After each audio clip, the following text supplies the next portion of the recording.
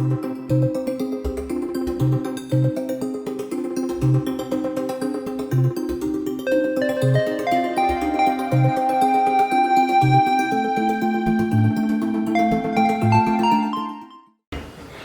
Tristan Cassis. Bonjour. Merci beaucoup d'avoir accepté cette petite interview. Nous sommes à Sète au Festival de Poésie Voix Vive, édition 2023.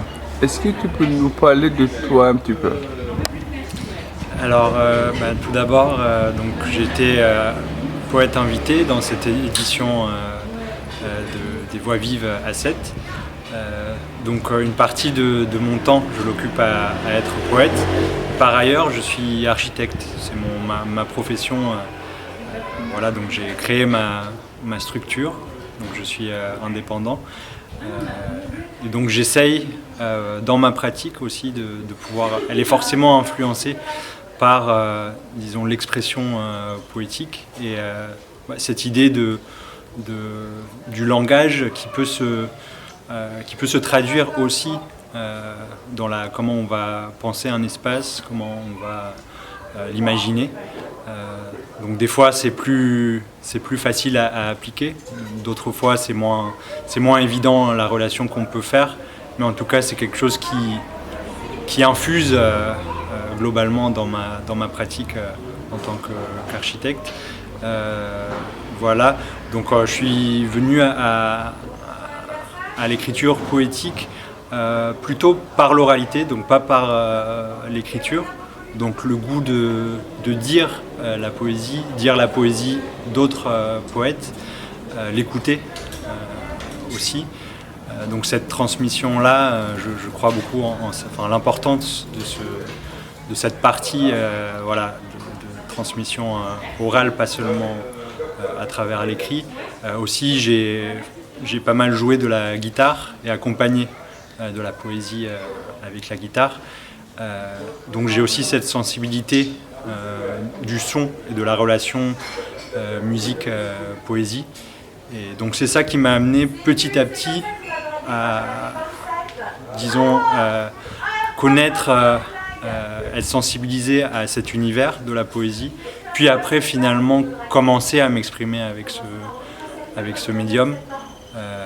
Et puis après continuer à développer ma voix dans ce sens-là. Premier poème, premier recueil publié, c'était quand?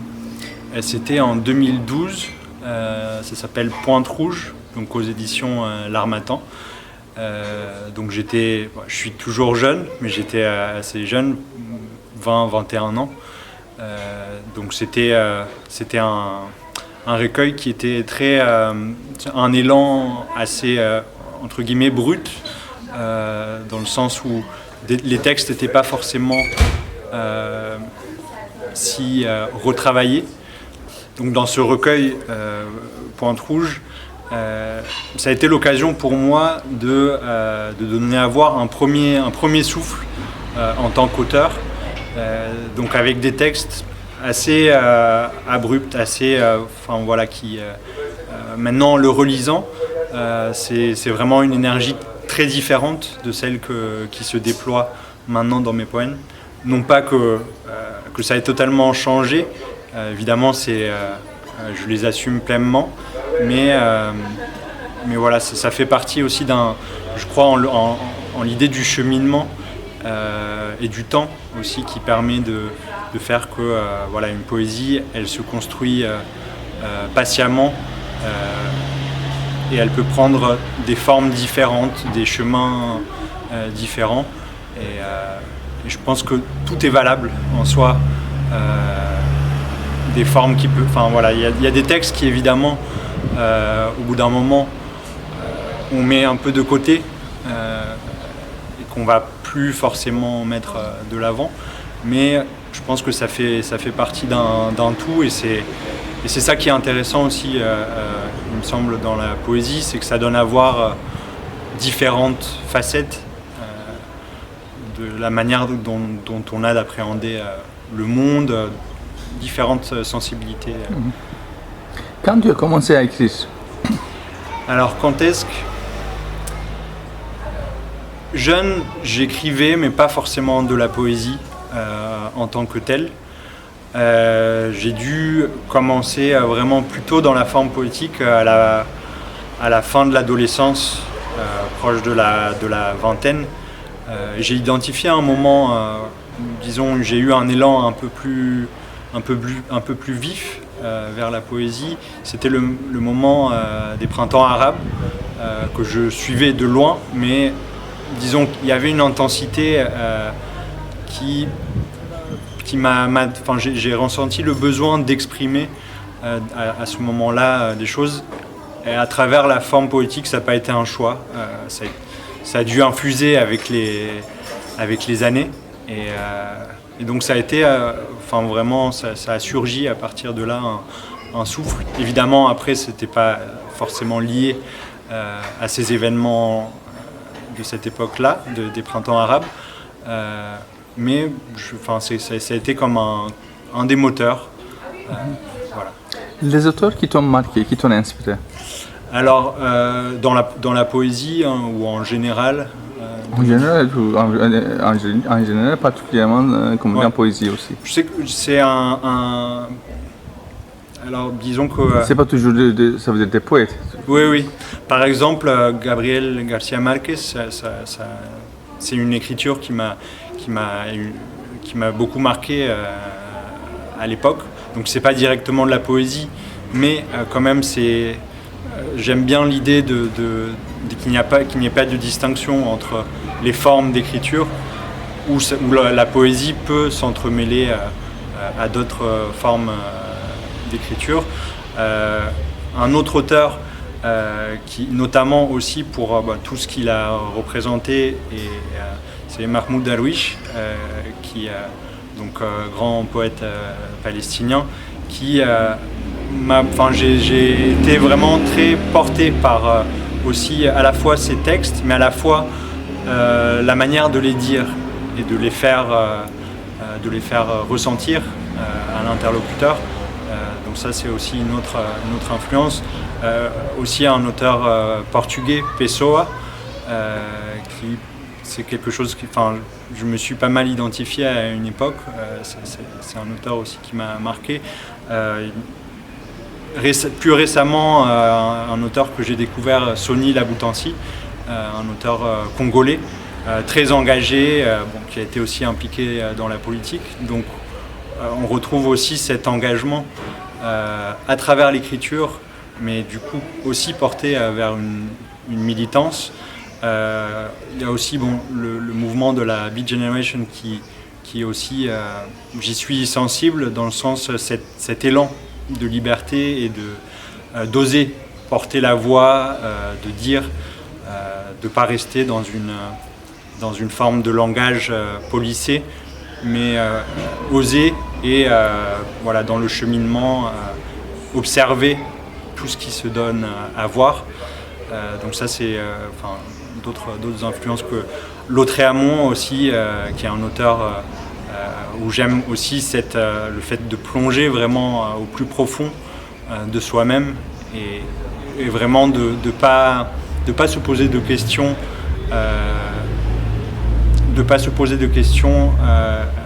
si c'est valable, si c'est vraiment essayer de plonger au cœur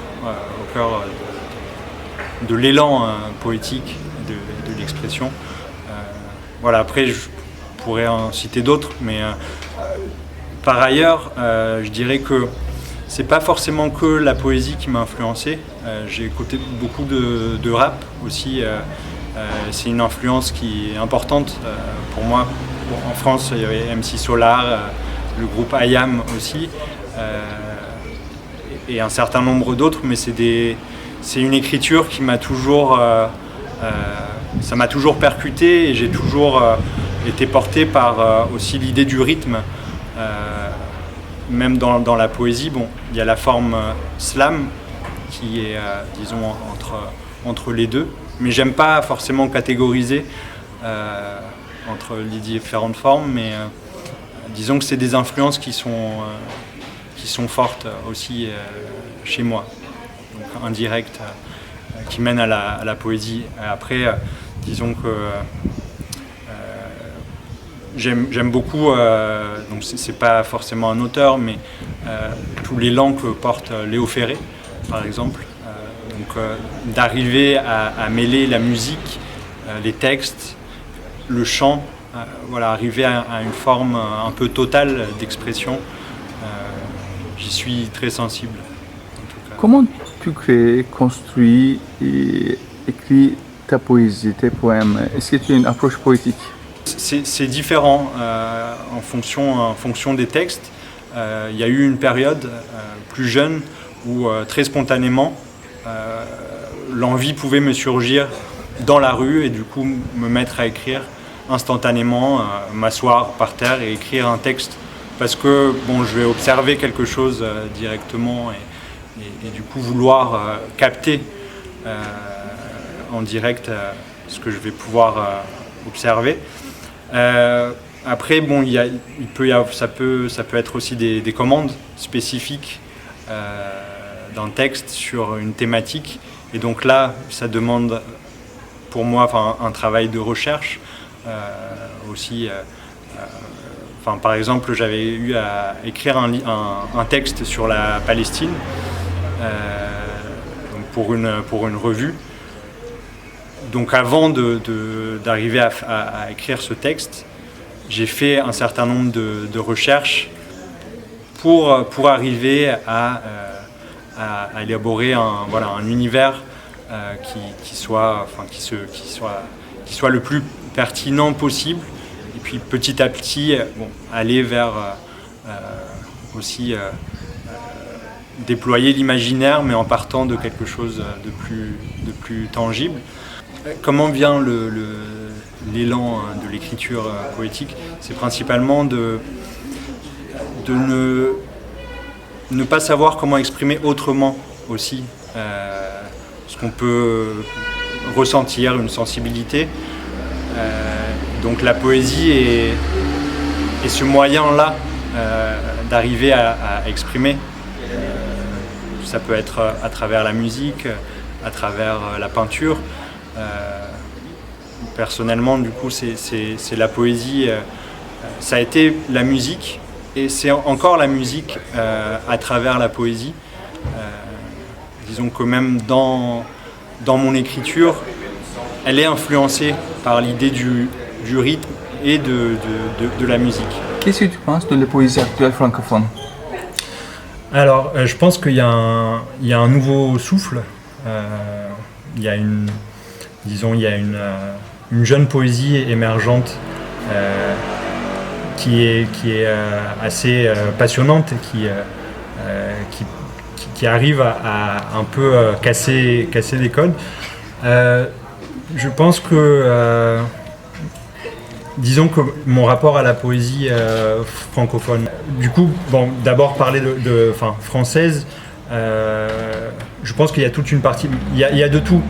Je pense qu'il y a un univers, il y a une partie de la poésie dont je peux me sentir un peu moins proche, qui va pour moi être un peu trop attaché au sens littéraire, à l'analyse littéraire, à être un peu se regarder, disons.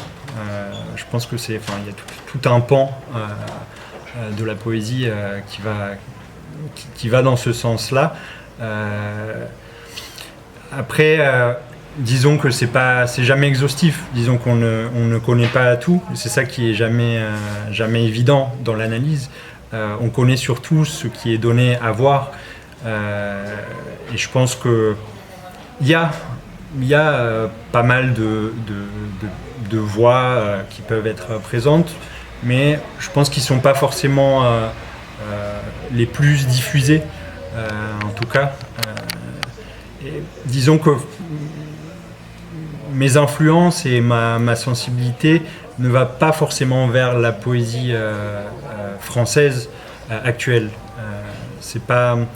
Je suis davantage sensible à des voix d'autres pays qui peuvent être francophones ou pas d'ailleurs, mais c'est davantage, ça peut être tout le monde arabe, Ça peut être aussi de l'Amérique latine aussi, où c'est vraiment très riche.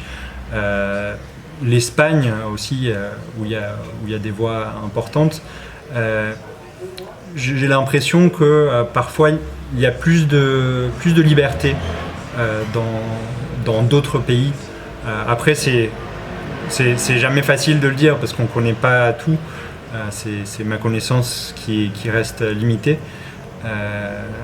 Mais personnellement, voilà, j'aime à l'idée que la poésie ne reste pas enfermée.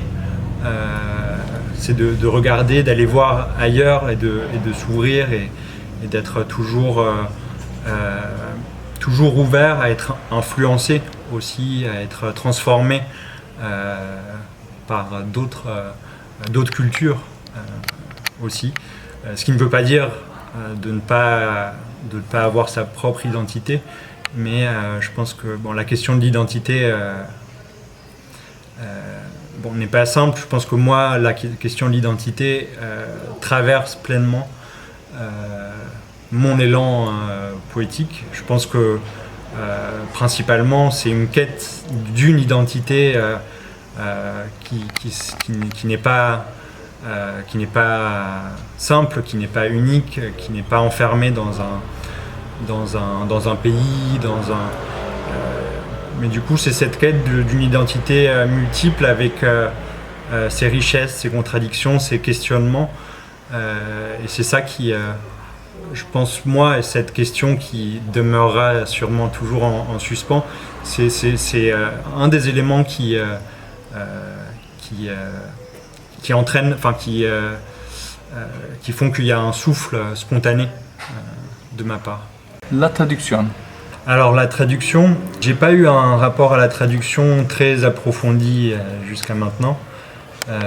J'ai été traduit une fois un texte en turc.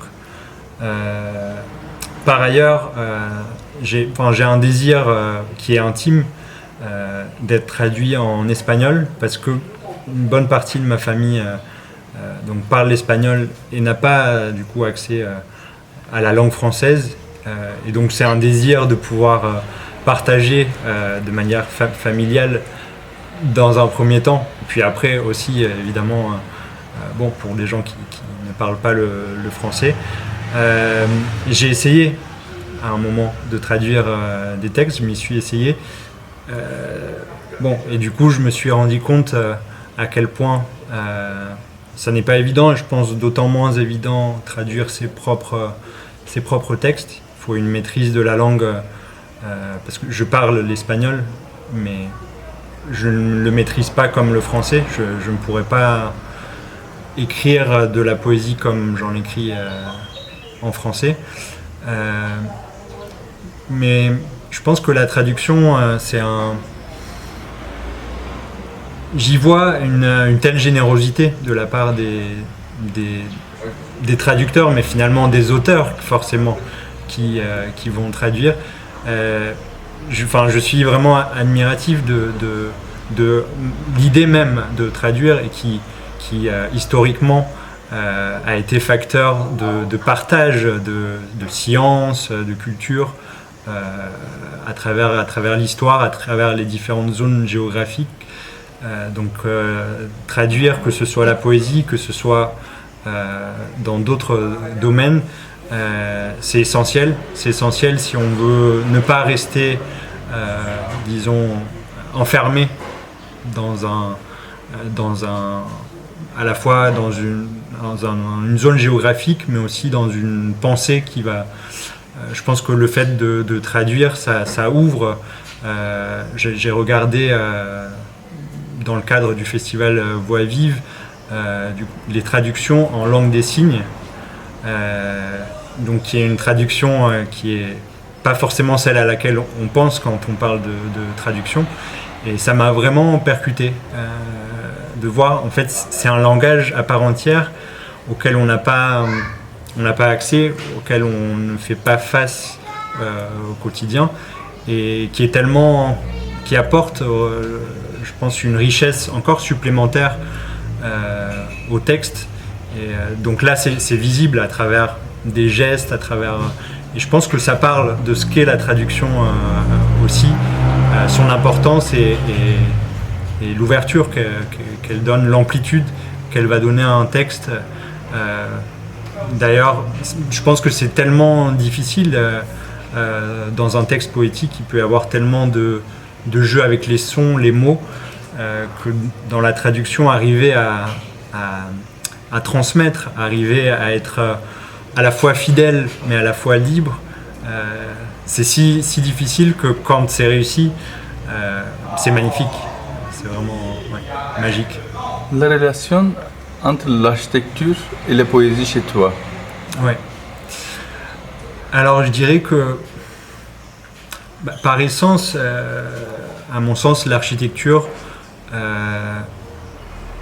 est liée à la poésie, dans le sens où on n'est pas des techniciens, on n'aborde pas, disons, l'espace de manière purement technique, on l'aborde de manière à la fois sensible, à la fois aussi considérer des éléments, le contexte. Par exemple, si on va faire un projet, il y a analyser, comprendre le contexte, que ce soit en termes géographiques, climatiques, au niveau politique, même historique. Ça peut aller vraiment très loin, cette recherche-là. On ne la fait pas tout le temps, évidemment, ça dépend des projets. Moi, j'ai une pratique dans laquelle, à la fois, j'ai une partie où on a, avec d'autres collègues, on a créé des installations dans l'espace public. Donc, par exemple, une agora dans l'espace public construite en bois par nous-mêmes. Donc, à la fois la conception et la réalisation. Cette agora qu'on avait appelée la place hypothétique de l'arbre. Donc, au centre de cette agora, on posait la question, en tout cas, de la plantation d'un arbre. Voilà, c'était une provocation, un premier questionnement, prétexte à éveiller la discussion. Et disons que on peut y voir quelque chose de purement pratique, mais disons que notre réflexion nous amenait à essayer de revenir, de proposer un espace qui puisse produire, donner la possibilité à une sorte de rituel contemporain. Je pense qu'il y a un besoin. Il y a un besoin assez important, et notamment dans l'espace public, on manque de lieux où se réunir spontanément, des lieux qui soient pas marchands, où il n'y a pas besoin de payer. Un centre commercial, parce que ça se multiplie. En France, c'est pas forcément le cas, l'exemple le plus poussé, mais dans plein d'autres pays, le centre commercial est le lieu où l'on se réunit. Donc essayer de penser à d'autres lieux qui se rapprochent de l'idée tout simplement de la place, mais qui s'est perdu. Dans beaucoup de villages, la place centrale n'existe plus.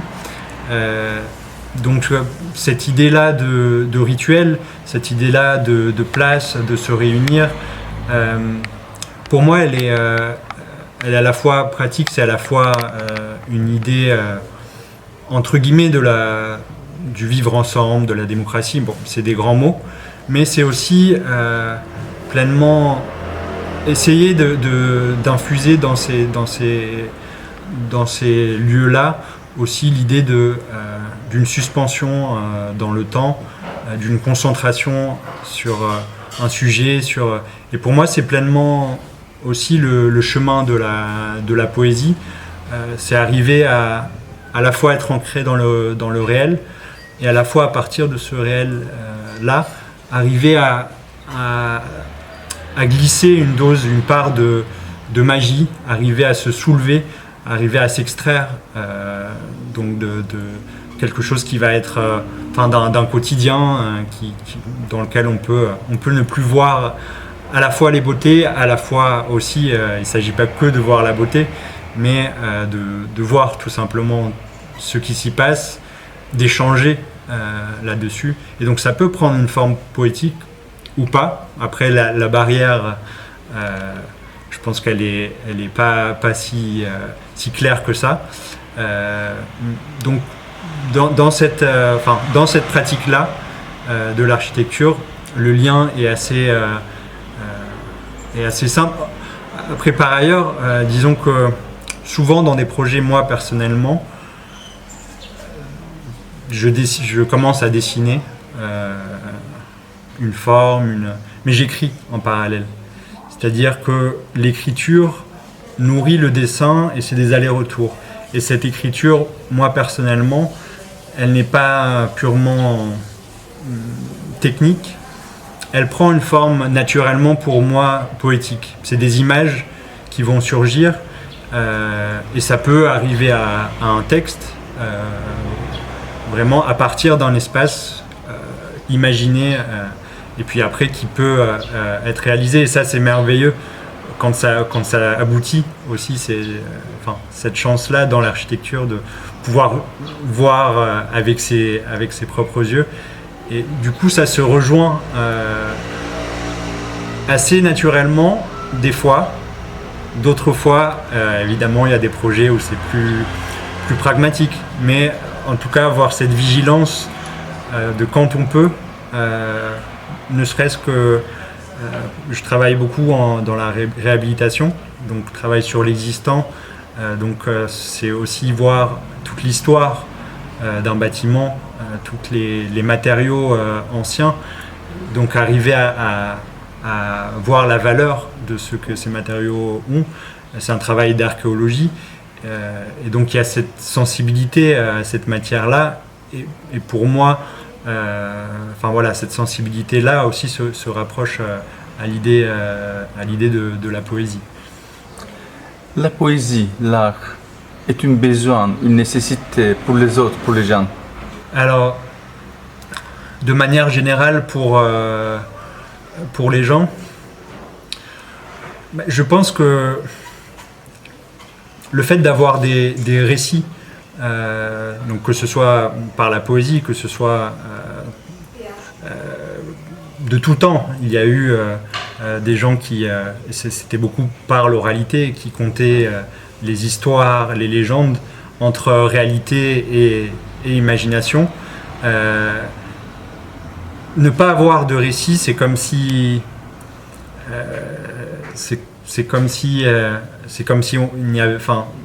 un événement n'avait pas existé. C'est pour moi le fait de donner à entendre un récit, c'est faire exister ce qui a pu se passer. C'est donner place à cette mémoire qui est importante et qui fait qu'il y a quelque chose qui se transmet de génération en génération, qui se transmet aussi d'un lieu à l'autre, d'un territoire à l'autre. Ça passe souvent par les arts, par la culture. On va entendre une musique, on connaît souvent des musiques d'un lieu qu'on ne connaît pas du tout. On va connaître tout d'abord en général sa musique. On ne va pas forcément connaître tellement de choses forcément sur ce pays. Peut-être que les aspects politiques, des fois on va les connaître moins que la musique qui peut y avoir. Après, sur la question de la nécessité, personnellement, oui, je pense que c'est... en tout cas, moi, personnellement, j'ai cette nécessité. C'est difficile de dire si c'est une nécessité partagée. Je pense que ça peut être vraiment variable. Ça peut être de manière inconsciente aussi, de ne pas avoir conscience de cette nécessité. Mais je pense que, où que ce soit, il y a des chants, il y a des choses qui sont partagées de l'ordre qui se rapportent à la création, aux arts. et ça peut prendre des formes multiples. La poésie, je pense, n'a pas l'audience la plus importante de prime abord. Après, et d'ailleurs pour moi c'est un enjeu et c'est une inquiétude pour moi d'arriver à pouvoir transmettre à des personnes, à pouvoir, disons, arriver à partager l'élan poétique à des gens qui n'ont pas cette sensibilité de base, qui vont pas forcément de prime abord se dire ah, la poésie ça m'intéresse.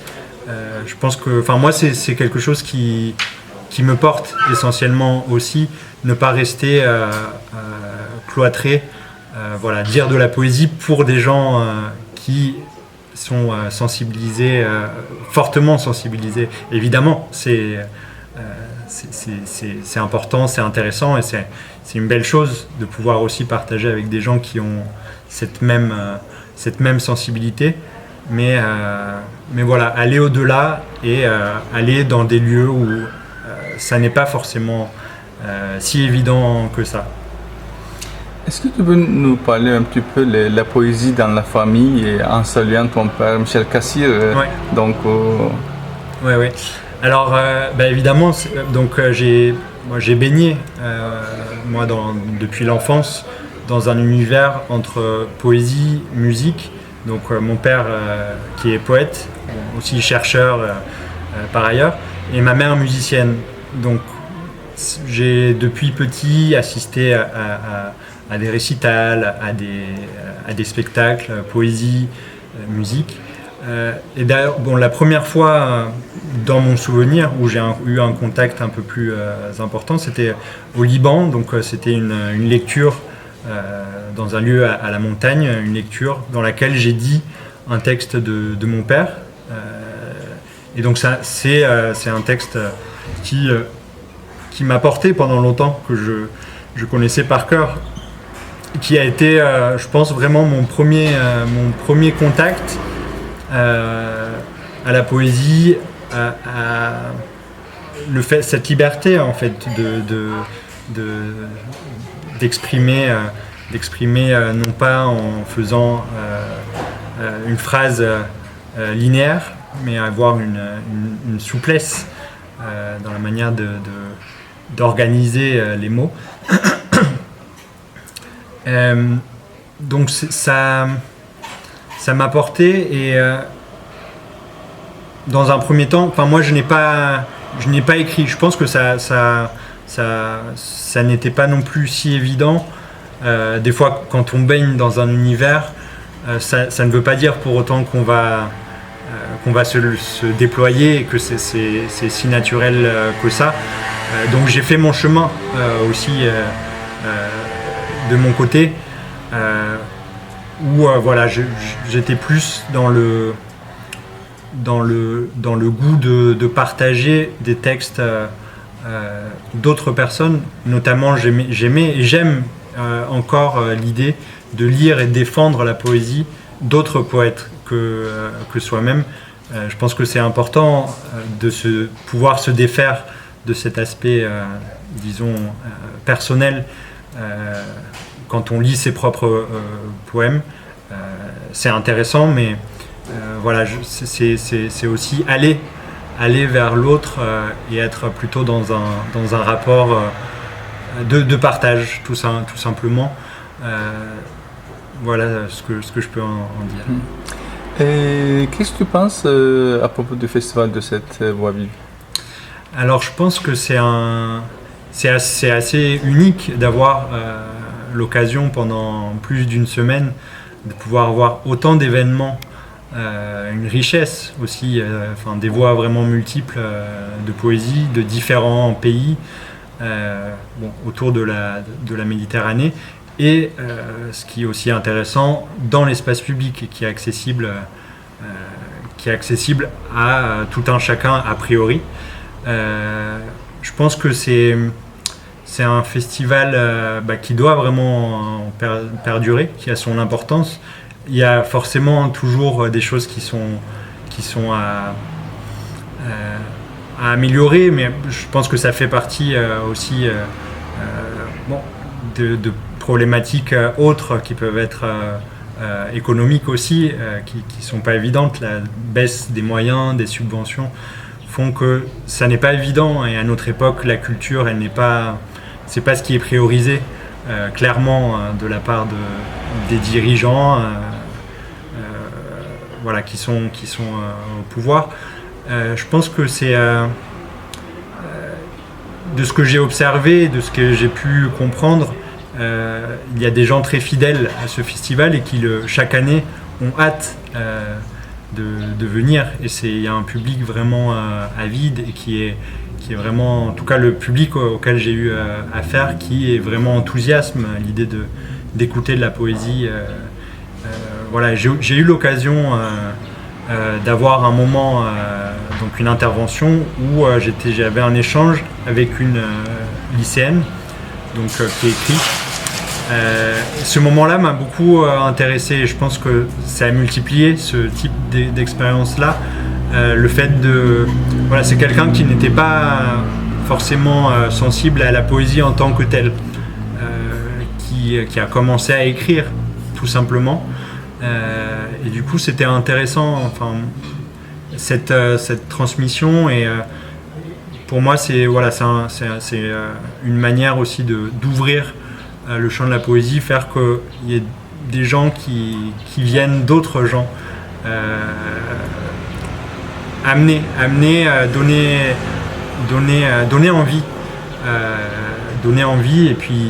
et puis aussi écouter, c'est-à-dire il y a la poésie des poètes, mais il y a la poésie tout court. La poésie elle est là, il faut être capable de l'écouter, de percevoir quand elle peut être présente par ailleurs.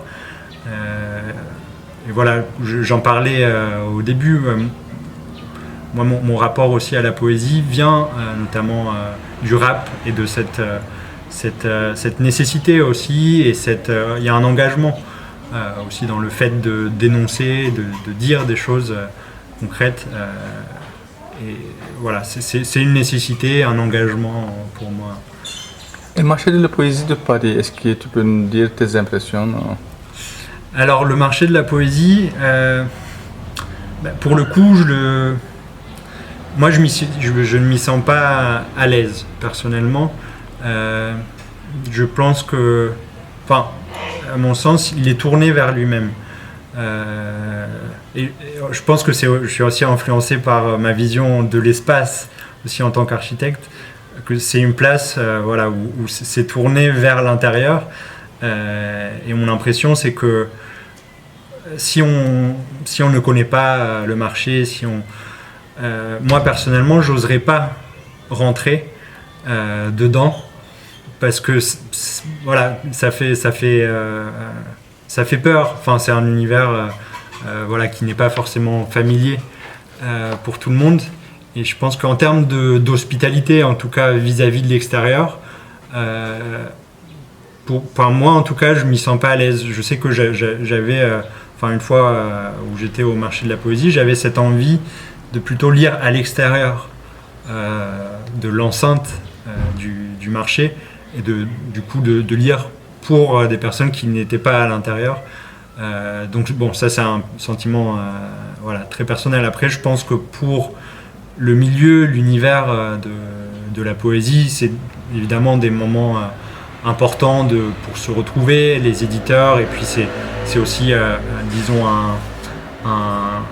un marché qui n'est pas si évident que ça. Le marché pas le lieu, mais le marché de la poésie, pouvoir vendre la poésie, des livres, ça n'est pas évident. Il y a assez peu de gens finalement qui vont le faire, donc c'est des événements importants, mais je pense qu'ils gagneraient à s'ouvrir un peu plus, et je pense que rien que par la configuration spatiale, je pense qu'elle a son importance pour arriver à inviter, plutôt que se mettre comme une barrière. Merci beaucoup, Tristan. Merci. Alors je vais lire un texte publié dans mon deuxième recueil, donc Écho des murailles du présent en 2017 aux éditions L'Harmattan. Comme un vent de beauté sur ta joue, s'essouffle et se répercute. Dans l'allure machinale, dans un tournis de générosité, seul et tous en toi, ses yeux vacillent mais résistent. Supporter les marées destructrices, dériver dans le calice de l'aube, une chaloupe en papier, pieds nus sur les vagues. Charbons ardents qui crépitent dans la nécessité de chaque pas, comme une faim perpétuelle. Le mot s'évade et libère les frontières. Donc là, je vais lire un texte issu de mon dernier recueil, Sarabande pour une terre impossible, publié en 2021 aussi aux éditions L'Harmattan. Et donc ça fait partie d'un ensemble de textes que j'ai appelé Cyclades. Et ce texte en particulier parle d'un très cher ami que j'ai connu en étant petit, qui s'appelle Skevos. Skevos. Tristan, Tristan, me soufflais-tu. En bord de mer, avec ma canne à pêche, bambin en détresse, tentant de démêler le fil embrouillé en lui-même.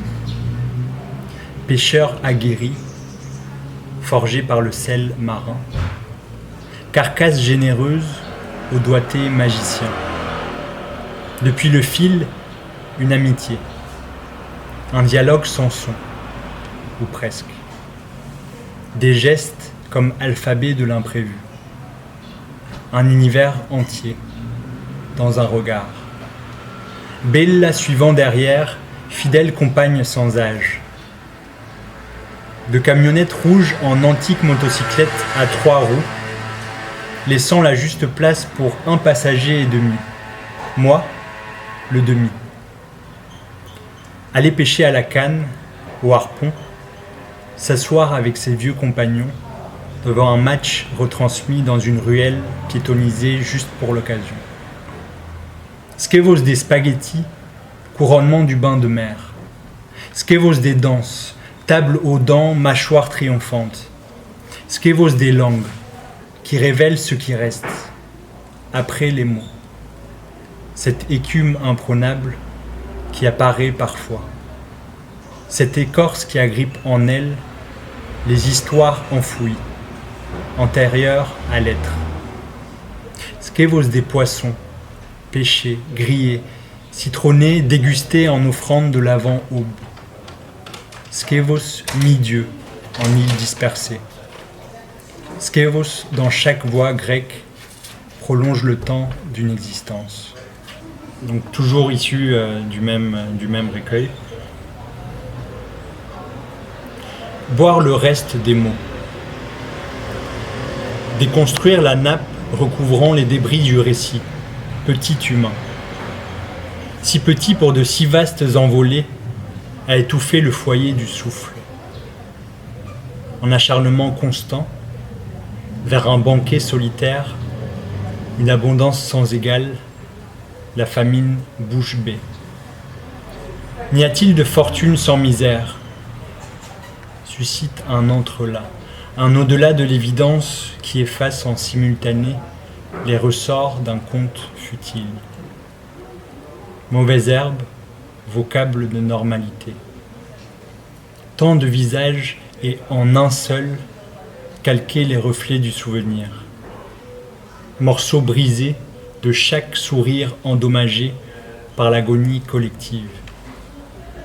Vaste illusion pour quelques prophètes, marche funèbre pour ceux qui, dans le creux des géographies, dans les affres du climat, subissent déjà l'offense. Grande fugue du siècle, élus du grand désordre mondial, assurant leurs arrière-planètes. Une forme de balai où rivalisent courbettes et révérences, pour fabriquer l'ascension, prendre la vague d'un imaginaire sous forme de divertissement. Monnaie facile pour le silence des étouffés. Donc ça, c'est un texte inédit. En attente dans les eaux, pour raviver la flamme entremetteuse, sous une pluie battante, courir pour rattraper le temps perdu par les aigles de notre aveuglement insatisfait. Prendre l'ombre dans la nuit fragile qui s'offre à nous, et pour s'exalter, inventer des relations imaginaires avec des êtres réels. Donner place au vacarme insistant qui tente d'effacer la ritournelle de l'ennui. Donner vie aux ondes invisibles pour oublier chaque seconde irrévocable. Fragmenter le désir en d'infimes silences. Prolonger cet instant dissimulé dans le souvenir esselé. Alors, attendre les eaux tranquilles, illusion d'un hors-temps consacré. Ou agripper les cornes de la vie, crier et provoquer des trous d'air à rebrousse tourniquet. Ouvrir les eaux calmes pour prendre part au souffle du futur ici présent. S'approprier le tempo de notre danse. Ne pas tourner dos à l'ampleur folle de nos rêves. Éclabousser les règles de la bienséance et ouvrir les utopies les plus occultées. Des trous d'air pour mieux interpréter l'essence de notre tour de piste balisé par les épines affûtées de l'indifférence. Trous d'air pour réconcilier les silences étouffés. Trous d'air comme alphabet d'une autre langue à inventer. Trous d'air comme tentative d'écartement des discours entendus. Trous d'air, radeau d'humanité pour échapper au couloir aliénant de l'obscurantisme. Trou d'air, cet instant suspensif qui épouse chaque sourire de l'imprévu. Réunion de trous d'air, bouffée de folie pour rendre à l'existence sa parcelle de magie. Merci beaucoup Tristan. Merci.